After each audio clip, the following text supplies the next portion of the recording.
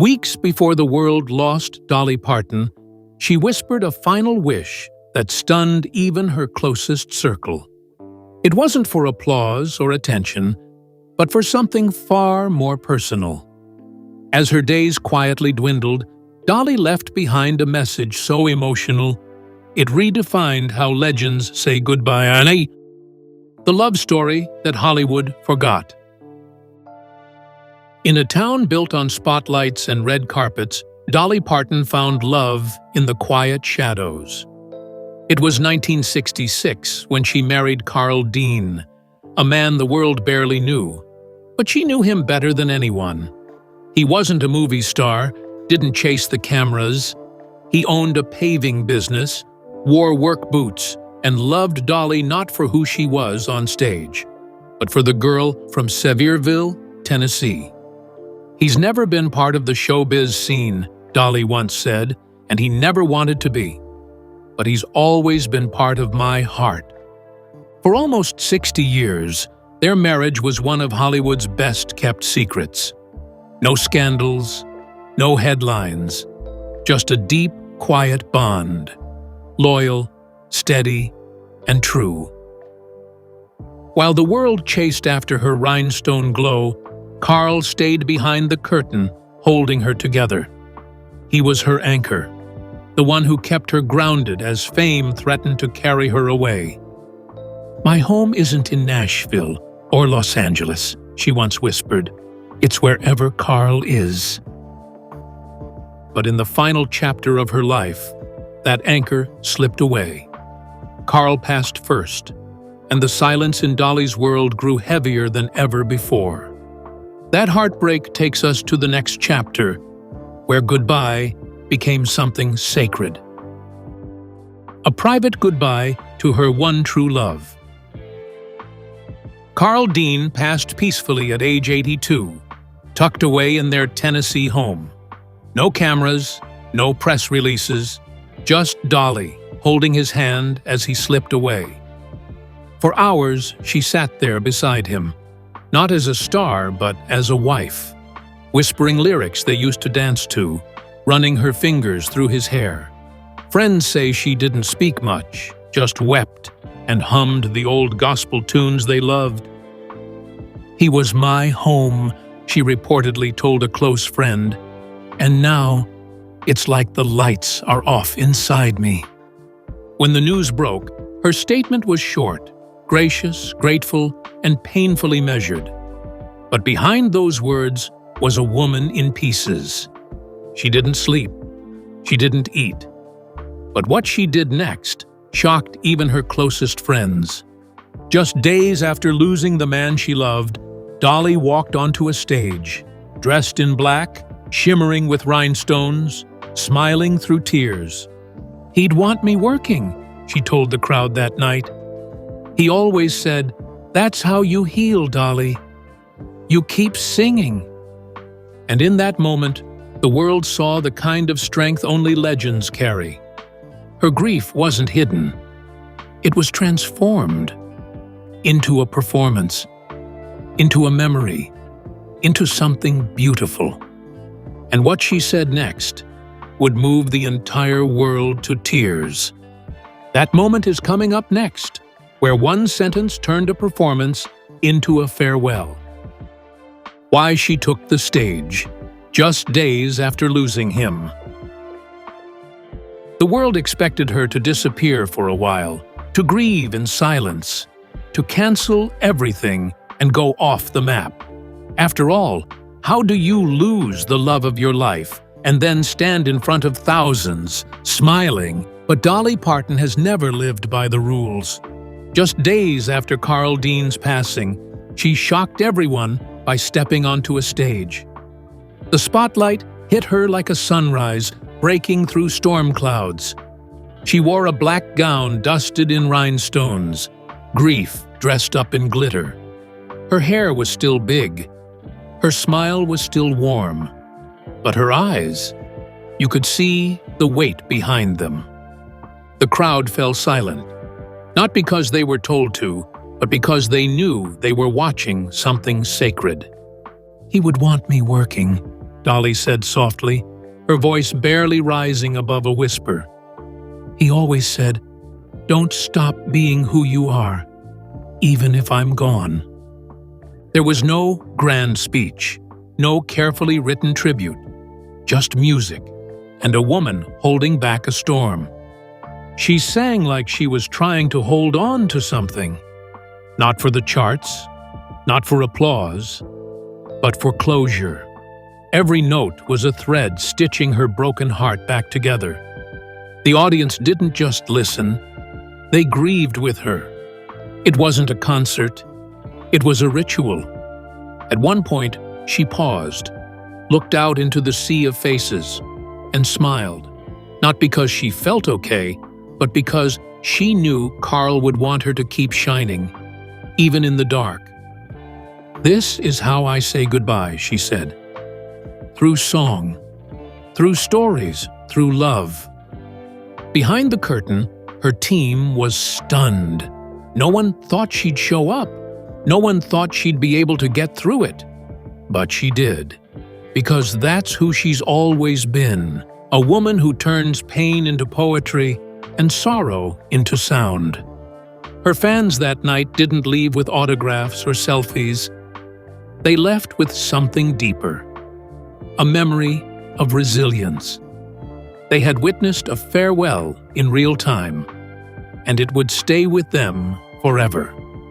Dolly didn't break down. She didn't collapse. But something had shifted. The sparkle was still there, but now it shimmered differently. Like sunlight through rain, what came next would be even more powerful. Because at her next public appearance, she didn't just sing, she spoke. And in just a few words, she shattered hearts around the world. The speech that left the world in tears.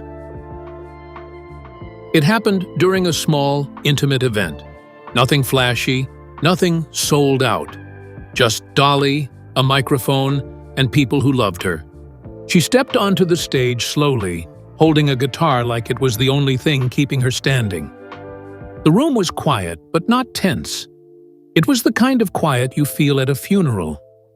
Still, heavy, sacred. She looked out, took a breath, and began to speak.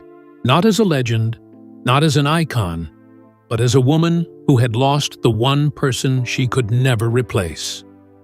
"I just wanted to thank you," she said, "for the flowers, the cards, the well wishes, for loving me when I couldn't find the strength to love myself." Her voice trembled. Her hands shook slightly as she clutched the mic. But she didn't cry, not yet. She just kept talking, like she had to say it before the emotion swallowed her whole. And then came the line no one expected. The one that would be replayed around the world. "Of course I will always love him," she said. "But I want you to know, I will always love you too." The room didn't erupt into applause. It didn't need to. People just sat there, stunned. Some covered their mouths. Others reached for tissues. It was like time had stopped. Like the grief in the room had turned into a living thing. She strummed her guitar slowly, and then, without announcement, began to sing. "I will always love you." But this wasn't the polished version. It wasn't rehearsed. Her voice cracked. Her tempo wavered. But it was real. It was raw. It was a goodbye wrapped in melody. "He'd want me singing," she whispered midway through, "not crying." By the end, there wasn't a dry eye in the room. The moment didn't just feel personal. It felt historical. Like the last page of a book you never wanted to finish. When she walked off stage, she didn't look back. She didn't wave. She just left. Quietly, gracefully. The way only Dolly Parton could. What happened after that would be her most vulnerable act yet. Because in the days that followed, she whispered a final wish. one so intimate it wouldn't be revealed until she was gone. The final wish, she whispered before the end. In the weeks leading up to her passing, those closest to Dolly Parton said something in her had changed. She was still smiling, still working, but her voice carried a softness. Her steps were a little slower. It was as if she knew her time was near and had quietly made peace with it. There was no big announcement, no final tour, just a few close conversations, hushed and heartfelt. And in one of those moments, away from cameras, away from fans, Dolly made a request that stopped her team in their tracks. "Promise me something," she said, her voice barely above a whisper. "When I go, don't make a show out of it." That was her final wish. No tribute concert, no stadium memorial, no televised special. She didn't want people dressing in black, holding candles, and crying into microphones. She didn't want celebrities giving speeches or networks turning her life into programming. She wanted something simpler, something real. "Just play my music," she said. "Everywhere, loud, all over the world. That's how I want to be remembered." She didn't want a funeral either. In fact, she asked to be cremated quietly, with no service, no guest list, and no speeches. It wasn't because she feared death. Dolly had spoken about the afterlife many times, often with hope. But for her, the true tribute was in the songs, not the sorrow. She once said, "Music lives longer than we do, so make sure mine keeps playing." And it did. When news of her passing broke, radio stations across the country dropped everything and began playing her songs on repeat. Fans poured into the streets, not with signs of mourning, but with boomboxes, guitars, and speakers. They sang. They danced. They remembered her the way she had asked. One of the final things Dolly ever recorded was a private message, set to be released only after her death. In it, her voice is calm, warm, and full of love. "If you're hearing this," she says with a soft chuckle, "I'm already in the sweet by and by." She talks about heaven, about being with Carl again, about how proud she was to have lived the life she did. And most of all, she thanks the fans for loving her not just as a singer, but as a person. Her voice fades out gently, like the end of a lullaby. Dolly didn't want tears. She wanted joy. And in a world that often turns tragedy into spectacle, her quiet exit felt like one final act of rebellion, one last moment of grace. But to understand how rare and powerful that wish truly was, you have to go back to the beginning, before the fame, before the legend, back when she was just a little girl with a dream and a guitar. A career that almost never happened. Long before the world called her a queen, before the wigs and the rhinestones, Dolly Parton was just a barefoot girl in the hills of Tennessee, singing on the porch with 10 brothers and sisters, and not a penny to spare. Her father paid the doctor who delivered her with a bag of cornmeal. That's where her story begins. Not in a recording studio, but in a one-room cabin built on faith and struggle. "We were poor," she said in countless interviews, "but we were rich in love." She wrote her first song at age 5, built her first guitar out of a piece of plywood and fishing line. By 10, she was performing on local radio.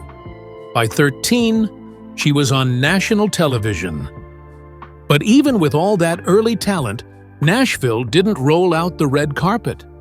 Producers didn't know what to do with her. She was too country for pop, too feminine for country radio, and her look, Tight clothes, big hair, bright makeup was seen as a liability, not a brand. Many told her to change, tone it down, sing what's expected, be like everyone else. But she never listened. "Find out who you are," she once said, "and do it on purpose." And she did. Her songwriting became her superpower, honest, fearless, and often heartbreakingly personal. Songs like Jolene, Coat of Many Colors, and I Will Always Love You weren't just hits. They were windows into her soul. Behind the sparkle, there was grit. Behind the glamour, there was survival. She faced industry sexism, financial struggles, and more than once was told her career was over. But each time, she came back stronger, more confident, more Dolly. The irony? Some of her biggest hits were songs other people didn't believe in. I Will Always Love You was once rejected by Elvis's team because she wouldn't give up the publishing rights. Dolly held her ground. Years later, Whitney Houston would make it one of the biggest songs of all time. "You've got to know your worth," she said, "even when the world doesn't." Her career was never handed to her. She built it from dirt, dreams, and determination. And that journey, from a cornmeal-paid birth to country royalty, is why her legacy hits so deep. Because for Dolly, it was never just about making music. It was about making something out of nothing, and helping the rest of us believe we could too. The quiet tragedies behind the glitter. To the world, Dolly Parton was a walking beam of light. Big hair, bigger heart, always smiling. But behind the rhinestones and radiant voice was a woman who quietly carried grief, loss, and pain that never made the tabloids. For decades, fans wondered why Dolly and Carl Dean, her husband of nearly 60 years, never had children. The truth was more painful than most realized. They wanted kids. They tried. But life didn't go that way. "God had other plans for me," she once said in an interview, "but it still breaks my heart." She didn't talk about it much, not because she didn't feel it, but because it hurt too deeply. Friends say she would sometimes break down in private after seeing families together or hearing lullabies at shows. Still, she never let that sorrow become bitterness. Instead, she poured it into her songs. She once said that her music was her children. Every melody a piece of herself, every lyric a lullaby the world could keep. But there were darker days. In the 1980s, at the peak of her fame, Dolly battled crippling depression. The world saw glitter and success. What they didn't see was a woman on the edge. There were nights she didn't want to wake up, days she couldn't eat, moments where the silence in her heart was louder than any crowd. "I was standing at the edge," she later confessed. "But something, maybe God, maybe music, pulled me back." She wrote through the pain, and in doing so, she gave voice to the broken parts of herself and helped millions feel less alone. Her songs weren't just catchy. They were therapy wrapped in melody. Still, the sadness never fully left. She carried it quietly, with the grace only legends know.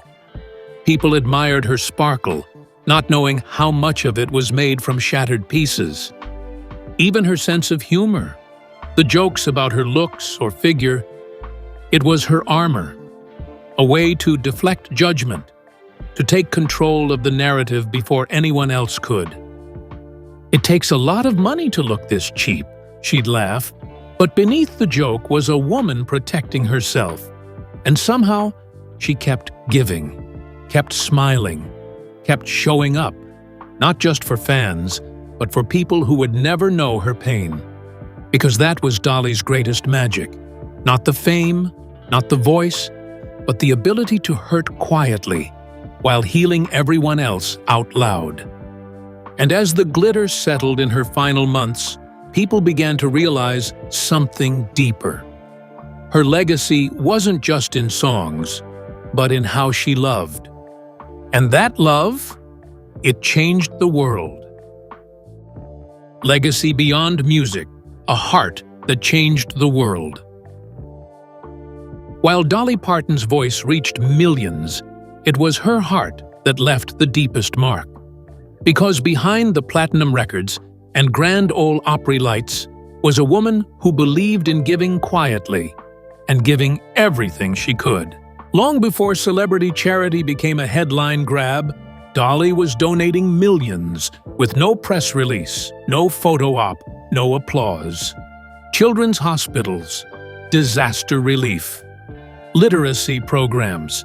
She gave because it was right, not because it was visible. "If you see someone without a smile," she said once, "give them one of yours."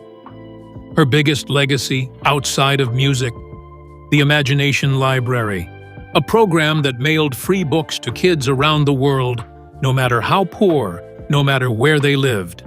Over 100 million books were given away. No fine print, no conditions, just love, printed on a page. She believed every child deserved to feel seen, to learn, to dream, because she knew what it felt like to grow up with nothing and still hope for everything. When wildfires devastated parts of Tennessee, Dolly stepped in with millions in relief funds, helping families rebuild homes and lives. During the COVID-19 pandemic, she quietly donated $1 million to help fund the Moderna vaccine, a move that would end up saving countless lives. And she never once asked for credit. "I just want to leave the world better than I found it," she said. That's all. She created Dollywood not just as an attraction, but as a source of pride and jobs for her hometown. She turned the spotlight back toward the mountains that made her. She never forgot where she came from, and she never stopped lifting it up. Fans would often write to say how her songs saved them from addiction, heartbreak, or hopelessness. But Dolly never saw herself as a savior. She saw herself as a messenger, passing along strength in the only way she knew how. Her kindness wasn't strategic. It was second nature. When she passed, tributes didn't just come from superstars and presidents. They came from teachers, nurses, truck drivers, waitresses, single moms, people who had never met her but felt like they had. Because her music didn't build walls, it built bridges. "If you want the rainbow," she said, "you've got to put up with the rain." Dolly's rainbow was made of love, grit, generosity, and grace. And even now, after her passing, that rainbow still stretches across hearts everywhere. But before she left this world, she made one final stop, one last visit to the studio. A moment that, even in its silence, said everything. The final days and one last studio visit. In the final month of her life, Dolly Parton did something she hadn't done in years. She asked for the studio to be opened. No crew, no producers, no session players, just Dolly, her team, and a space filled with memories. The place where hits were born, hearts were healed, and dreams were captured on tape. She didn't tell many people why she wanted to be there, but those who were close knew it was time to say goodbye, not just to the people she loved, but to the music itself. She arrived early in the morning, wearing a simple sweater and jeans, no makeup, no hair team, just Dolly, the way only a handful of people had ever seen her. Quiet, gentle, holding a guitar close to her chest, like it was part of her. "I don't know how much longer I got," she reportedly told a close friend, "but I want to leave something behind, something just for them." That day, she recorded a message, a final, haunting reflection to be released only after her death. In it, her voice is calm, clear, and filled with love. She speaks to her fans like she's sitting in their living room, like she never left. "If you're hearing this," she begins, "then I've gone on to be with the ones I've been missing for so long." She speaks about Carl, her parents, her siblings who'd passed before her, about heaven, and how she hoped it felt like home. She talked about the beauty of music and how it gave her life even when nothing else could. She left behind a song, too, one final recording. No one has heard it yet, but insiders say it's a love letter to music, to Carl, and to all of us. After recording, she walked around the studio slowly. She touched the old microphone she used to sing into during her early years, ran her fingers across piano keys, plucked a string on a banjo. She didn't speak much, just hummed old melodies under her breath. There were no cameras, no announcements, just Dolly being Dolly, nostalgic, private, and full of grace. "I hope I did all right," she said before leaving. "I tried to leave the world better than I found it." That was the last time she stepped into a recording studio, a sacred place where she gave the world her truth, and where one final time she gave us her goodbye. In the days that followed, her health quietly declined. She stayed at home, surrounded by family, gospel music, and the Tennessee wind. No drama, no hospitals, just peace. And then, one morning, she was gone. But her voice, her spirit, her legacy, they were just beginning a new chapter. What happens to a world without Dolly Parton? When some stars pass, we mourn the talent, the records, the accolades. But when Dolly Parton passed, the world didn't just lose a singer. It lost something deeper, a heartbeat. Because Dolly wasn't just a voice on the radio. She was the feeling you got when you made it through a hard day, the comfort in a broken heart, the laugh that came when you needed it most. She was joy. She was strength. She was home. For millions, Dolly was more than a celebrity. She was proof that you could be kind and still be powerful, that you could be soft and still be strong, that you could shine without stepping on others to do it. After her death, tributes poured in, not just from famous names, but from ordinary souls. A third-grade teacher who used her songs to calm students during lockdowns, a nurse who sang "Coat of Many Colors" to comfort patients at end-of-life care, a janitor who saved every book his daughter got from the Imagination Library. These were the people she touched the most, not with flash, but with heart. Across the country, her music echoed in churches, bars, bedrooms, and city halls. Towns flew flags at half-mast. Fans lit candles, not just in grief, but in gratitude. And yet, the question hung in the air like smoke after a flame. What happens to a world without Dolly Parton? The truth is, the world will never truly be without her.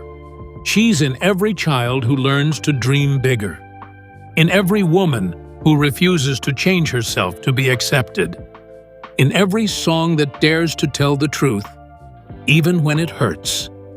Her life taught us that you don't have to be loud to be heard. You don't have to be perfect to be loved. And most of all, you don't have to be here to still matter. "I never wanted to just be remembered," she once said. "I wanted to be felt." And felt she was, and always will be. Because when legends like Dolly Parton pass on, the silence they leave behind isn't empty. It's full of echoes. Dolly Parton's final wish wasn't a spectacle. It was a celebration of music, memory, and meaning. In the end, she asked for no spotlight, just love. And maybe that's the most Dolly thing of all, leaving us not with silence, but with a song that will echo long after she's gone.